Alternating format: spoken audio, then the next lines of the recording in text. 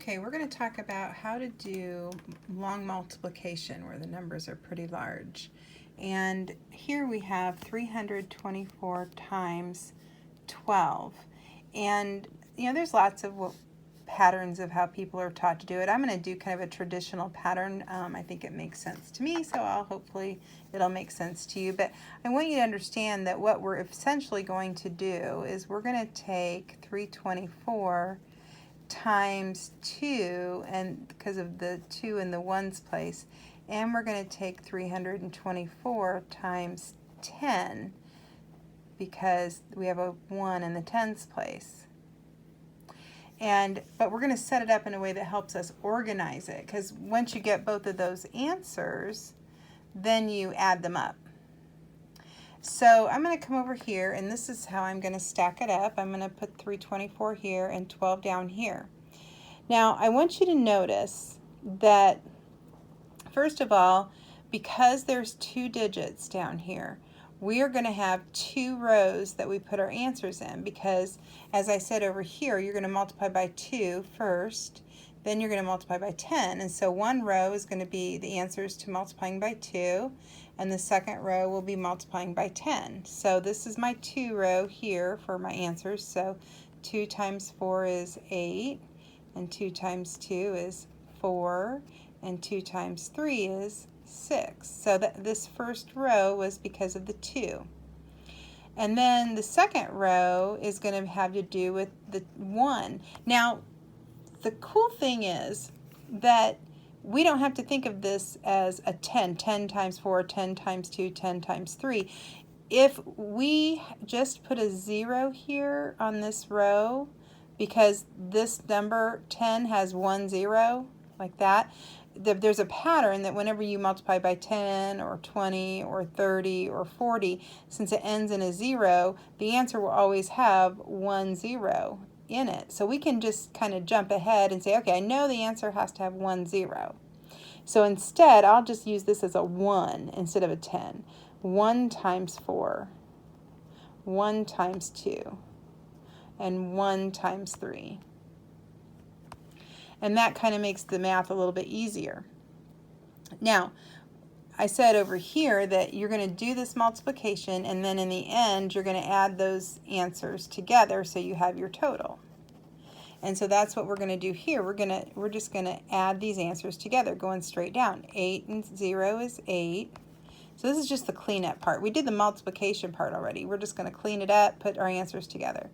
And so this is 8 when you add going straight down. Oh, this is also 8, and then this is 3. So 324 times 12 is 3,888. Now I want you to see some patterns here. I said if there's 2 digits here, then you're going to have 2 rows, and this, the last row will have 1 0 because you have a tens place, and 10 has 1 0. So this is the ones place row that all the answers using the ones place that we multiplied with. And then this is the tens place row. And 10 has 1 0, so that row should have 1 0. So we're going to do another one here. We're going to take this, and we're going to stack it up like we did the previous one. And when we do that, that's going to allow us to take 1 times this whole number, 2 times this whole number, 3 times this whole number. But really, this is a 20, and this is a 300, because that's the place values that they're sitting in. But we're going to use a way that we can just look at them as single digits. So over here, here's the setup of it. Because we have 3 digits, we're going to have 3 rows. So here's row 1, 2, and 3. This is our ones place that we're multiplying, our tens place, and our hundreds place that we are using to multiply with. And notice, again, 10 has 1 0 in it. 100 has 2 zeros in it. And so that's why we're going to put 2 zeros here, because any number times 100 or 200 or 300 and so forth, any number that has that, you will have 2 zeros in your answer automatically because it had 2 zeros in each of those. So this is the ones, the tens, the hundreds. A 1 doesn't have any zeros. A 10 has 1 0.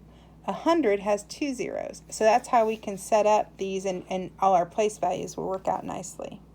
So here we do it, our ones place. 1 times 3, 1 times 1, 1 times 2, and 1 times 5. So our first row is done.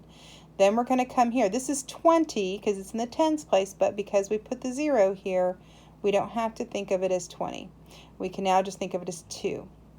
2 times 3, 2 times 1, 2 times 2, 2 times 5. Now we're come down here to the 3. It's in the hundreds place. We've taken care of that issue right here with the 2 zeros. So now we can just think of it as a 3 instead of 300.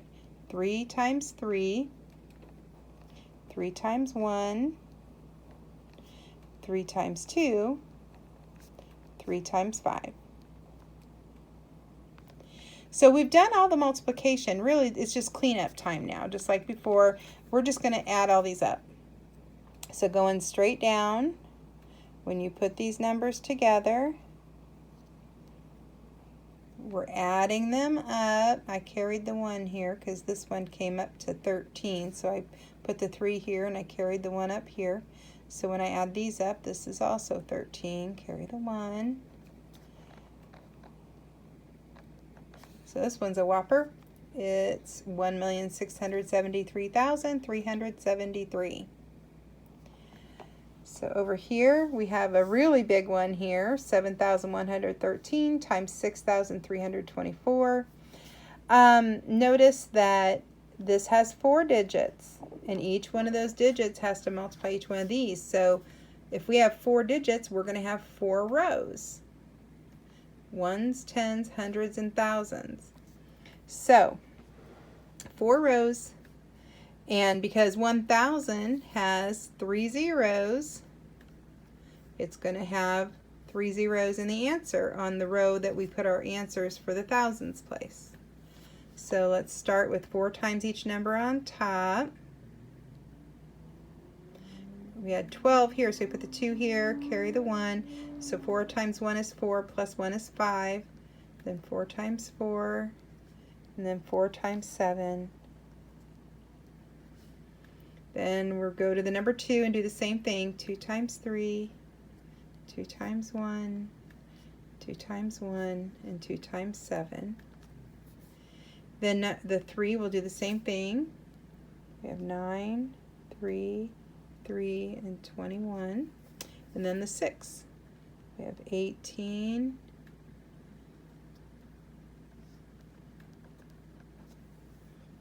all right. So now we're just going straight down. And I like, especially when we have this where it's hard to make sure your numbers are lined up, I kind of draw a line through each one going, okay, all of those add up to 2. And all of these add up to 11, carry the 1. So that's 5, 6, 7, and 9 is 16. So this row is 16, carry the 1. 9, 11, 14, 22, carry the 2. 4, 8, 11, 18. This just helps me make sure I have everything lined up neatly. Wow, that's a whopper. Okay, that's 44,982,612. So that's how you do your long multiplication. So I wanted to give you a chance to do each of these 2 problems. So I want you to write these down on your page, 546 times 15 and 2,144 times 235.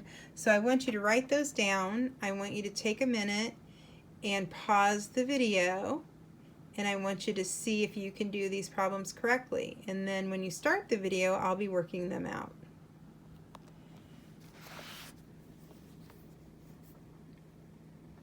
All right, so I'm going to take 5 times each number on top.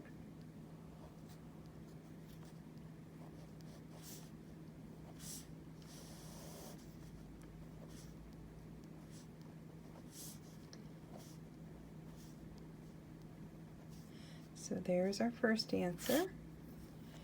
And then this one.